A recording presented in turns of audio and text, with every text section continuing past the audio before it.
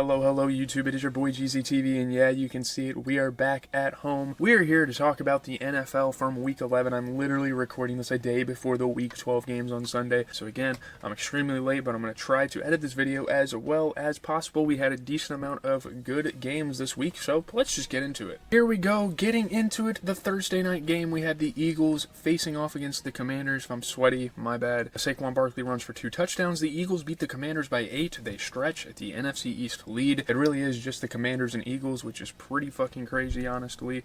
I don't know what the fuck just happened with my ESPN. 1 second. So, yeah, I mean, obviously there was some fun stuff with SVP after the game with Jalen Hurts and them. There's a lot of concussion talk surrounding Jalen Hurts. He got smacked, man. But they got through it. They won the game. Jalen Hurts actually threw 18 for 28, 221 yards. Pretty good game for him there. Jalen Daniels threw 22 for 32, threw for a touchdown. He also threw a pick, though, which could definitely be costly when you're playing in a close game like that. Brian Robinson had a touchdown. Saquon Barkley continuing to make fucking plays for this team. The guy's been incredible. 26 carries, 146 rush yards, 2 touchdowns. Again, just a beast, just the heart of that Philadelphia Eagles offense. And it's been a while since I've seen someone literally get traded to a team in the following season make that big of a difference, you know, adjusting to the playbooks. It's been amazing. Obviously, A.J. Brown had 5 catches for 68 as well. Austin Eckler had a good game, 8 catches for 89 despite the loss. But yeah, pretty decent division matchup, and hopefully if the Commanders can keep it up, we could see a good division matchup out of that for years to come. I'm just going to get this out of the way. The Sunday game between the Packers and the Bears, this was pretty fucking crazy. We pulled off, it's kind of ironic because I talked about the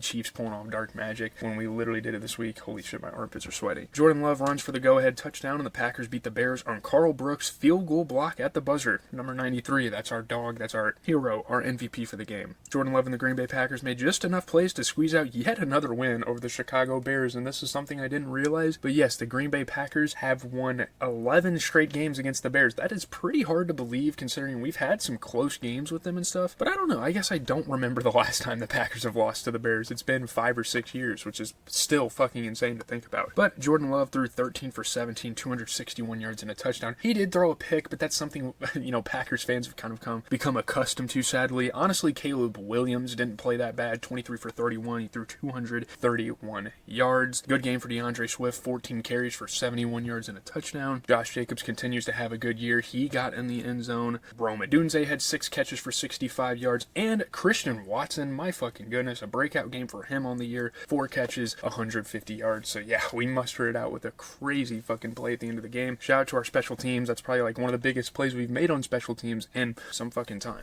Moving on into the Ravens and the Steelers game. Ravens, Lamar Jackson, and the NFL's top-ranked offense fail to stop the AFC North rival Steelers again. I think this is the second time they've played this year. Nope. This is the second time the Steelers have won. Man, I mean, they lost this week to the Browns. We can get to that in a second, but man, Mike Tomlin puts it the fuck together. I mean, looking forward, obviously, they are still 8-3, and all they need is 1 win to secure another winning season under Mike Tomlin's belt. If you guys don't remember, he's had a historic run with that. Lamar Jackson and the Baltimore Ravens still haven't figured out how to beat the Pittsburgh Steelers. Another team that's kind of owning them in the division matchups right now. Yeah, I mean, they just have their number. It doesn't even really make sense. Like, you look on paper, sorry about that shit flying in front of the camera, my bad. You look on paper and it's like, wow, they really shouldn't be beating the Ravens like this. Like, the Ravens are a hell of a football team, but it just happens to be that way. Lamar Jackson, 207 yards, he threw for a touchdown. He did throw a pick. He didn't have the greatest game in the world. Russell Wilson threw 23 for 36. He threw an interception, but I mean, it is what it is. Derrick Henry, 13 carries, 65 yards, and a touchdown. Isaiah Likely had 4 catches for 75 yards, and George Pickens had 8 catches for 89 yards. No fights for George Pickens this week, but we saw the Browns game. That was pretty fucking funny. Up next, moving on to the Rams and the Patriots game. We're going to skip that Lions ass beating. Matthew Stafford throws for 4 touchdowns, 2 to Cooper Kupp and 1 to Puka Nacua to lead the Rams past the Patriots, and they win by 6. The Rams have had kind of a resurgence. They've actually been playing really good football recently. The Los Angeles Rams gave up a field goal to see their lead cut to 4 points, then clanged to kick off the right upright as the first half expired. Really good game for the the Rams, again, Matthew Stafford playing really good football, 18 for 27, 295 yards, 4 touchdowns, just get in and get out, just being a super efficient football player. Drake May didn't play that bad either. I mean, 29 for 39, he threw 2 touchdowns, he obviously threw a pick, but he's a rookie, you know, you can kind of give him a bit of a break. Kyron Williams had 15 carries for 86, really good games. Puka Nacua, 7 catches, 123 yards and a touchdown, really solid performance from him. And then Kendrick Bourne actually had a pretty good game. That's a guy I've been kind of watching for a while, ever since his days with the Niners. He had 5 catches, 70 yards and a touchdown. Obviously the Patriots should probably try to tank because they're a very young rebuilding team. We'll see what they plan to do in the coming weeks. Next up, we have the Colts and the Jets. Another shortcoming for the Jets, and then obviously, you know, we've heard everything with the front office stuff with Aaron Rodgers and the guys and the owner not wanting him on the team anymore. It's pretty unfortunate. Anthony Richardson's late touchdown run leads the Colts to a 1-point victory over Aaron Rodgers and the Jets. Anthony Richardson was back as the Indianapolis Colts starting quarterback and played as though he intends to never leave the huddle again. Actually, a really good statement game for Anthony Richardson. He's obviously had a very tough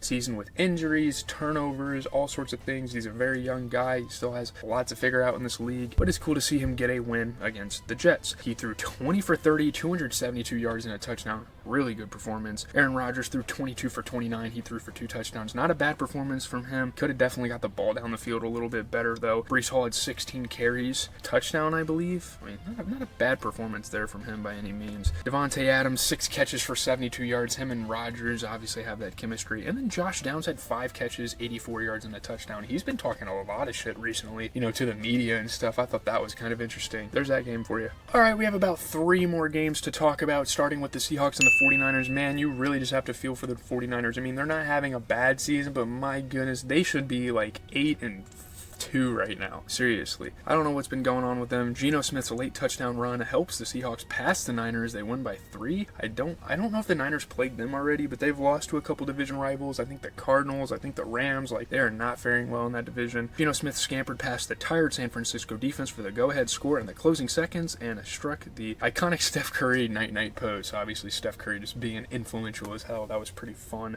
Pretty solid game, and obviously, you know, it really sucks. It's really demoralizing again for the 49ers to lose a game this week, especially now that they know that Brock Purdy, Nick Bosa, Trent Williams might not play. It's just an injured ass team. But Brock Purdy, 21 for 28. He threw for a touchdown. He also threw for a pick, though. Yeah, this was a game they should have won. They need to stay over that hump as much as possible. It's going to be tough this week. They still could win the game, obviously, but Geno Smith, 25 for 32. He did throw an interception. There wasn't much offensively going on in this game. I mean, Kenneth Walker got a touchdown. Jackson Smith-Njigba continuing to play fucking insane this year. 10 catches, 110 yards. Juwan Jennings got in the end zone, but there's really not too much going on with this game. Chiefs and Bills, baby, up next to one of the more iconic, non-division rivalries in the entire NFL. You know, the playoff meetings, the overtime rule change, all the crazy games we've seen these two play against each other. It's been really fun. Josh Allen steals the Bills' 9-point win over the Chiefs with a touchdown run, ending the bid for the perfect season for the Chiefs, so the Chiefs can no longer chase that undefeated. Someone had to fucking do it. After watching quarterback Josh Allen bounce off 2 Kansas City Chiefs defenders before crossing the goal line on a 26-yard run, Bills receiver Khalil Shakur joined the rest of us in just absolute awe. That was insane. You know, those are MVP plays. Josh Allen with an insane performance. He played really fucking well, obviously. You know, 27 for 40. He threw for a touchdown. He obviously threw for a pick. But he also had a rushing touchdown too. Like, he was out there just doing a little bit of everything. Patrick Mahomes, he threw 23 for 33. He threw 3 touchdowns with 2 picks. I'm not really sure what's going on with Patrick Mahomes this season, and I know these videos are like, I'm kind of zooming through these games. I'm not trying to do that, but there hasn't been that much going on. Xavier Worthy had 4 catches for 61 and a touchdown. That's a pretty solid game early in his career, and that's really about it for this game. It was a good game, but here we go. Let us close the week off with a really good Sunday night game between the Bengals and the Chargers, and it just doesn't seem to matter what Joe Burrow does. Like, they've lost so many tough games recently. The Chargers beat the Bengals by 7 on J.K. Dobbins' late touchdown after squandering a 21-point lead. Jim Harbaugh and the Los Angeles Chargers finally have their signature win. They have a huge win. You know, going into the season, no one was really thinking much. No one was really expecting much out of the Chargers, but Jim Harbaugh and the boys come in. They take care of business. They are now 7-3, which they're kind of a team that has kind of gone under the radar recently, and it's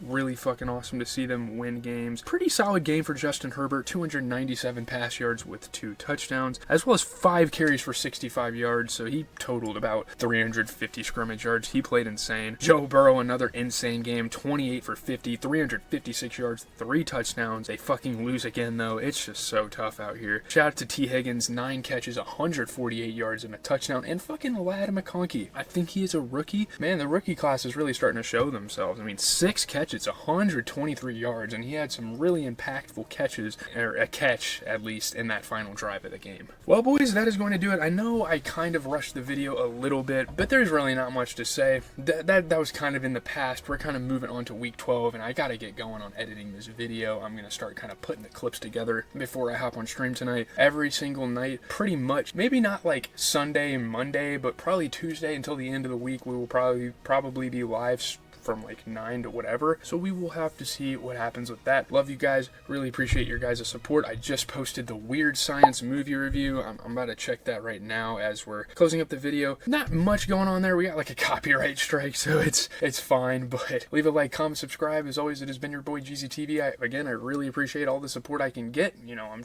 gonna enjoy this break a little bit, but I'm also gonna try to get as many videos out as we possibly can. Again, just putting the clips together, editing as much as I can tonight so I don't have to do as much tomorrow. We're going to try to get this video out by Monday. So, peace out, guys.